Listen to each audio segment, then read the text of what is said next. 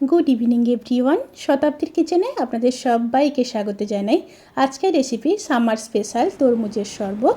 গরমের সময় ঠান্ডা ঠান্ডা কিছু খেতে ইচ্ছে করলে এই শরবতটি খুবই সহজে বানিয়ে সবাইকে পরিবেশন করতে পারেন। খুবই রিফ্রেশিং এবং কলিজা ঠান্ডা করা এই শরবতটি। তাহলে দেখে নেওয়া যাক আজকের রেসিপিটি। তরমুজের শরবত বানানোর জন্য আমি এখানে একটা বড় সাইজের তরমুজ নিয়ে নিয়েছি।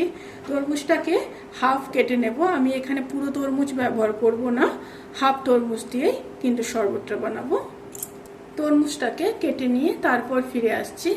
তরমুজগুলোকে কেটে নিয়েছি, আর তরমুজের ভেতরে যে বীজগুলো ছিল বীজগুলোকে কিন্তু ফেলে দিয়েছি। অবশ্যই কিন্তু বীজগুলো ফেলে দেবেন। এবার একটা মিক্সার গ্রাইন্ডারের বোল নিয়ে মিক্সার গ্রাইন্ডার বোলের মধ্যে তরমুজগুলোকে দিয়ে দেব। এতটা একসাথে ধরবে না, তাই কিছুটা পরে করে নেব। সাথে দিয়ে দেব 2 চামচ চিনি,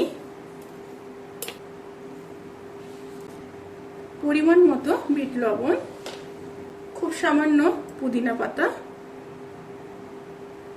একটা লেবুর হাফ লেবুর রস দিয়ে দেব,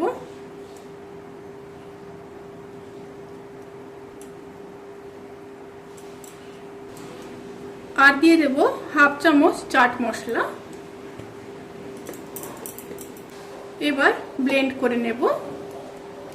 ব্লেন্ড করা হয়ে গেছে। এবার একটা ছাঁকনিতে ছেঁকে নিচ্ছি।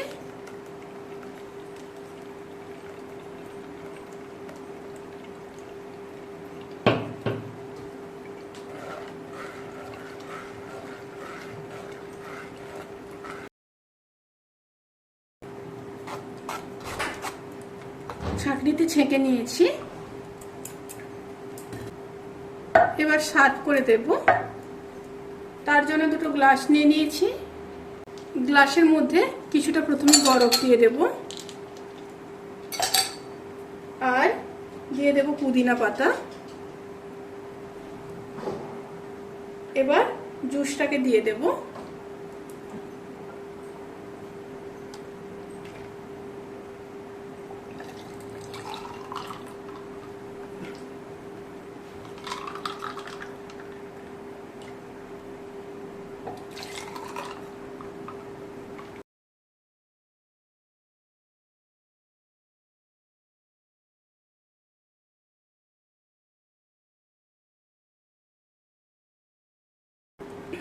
অবশ্যই কিন্তু এই জুস বাড়িতে বানিয়ে খাবেন, ভীষণই রিফ্রেশিং।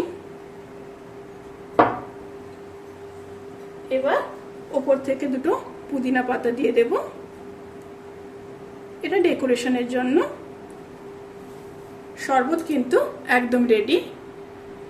ভিডিওটি কেমন লাগলো প্লিজ কমেন্ট করে জানাতে কিন্তু ভুলবেন না। যদি ভালো লেগে থাকে তাহলে সাবস্ক্রাইব করে পাশে থাকা বেল আইকন প্রেস করে নোটিফিকেশান অল করে রাখবেন। তাতে করে আমি যত রেসিপি দেব সমস্ত লিঙ্ক আপনাদের কাছে পৌঁছে যাবে।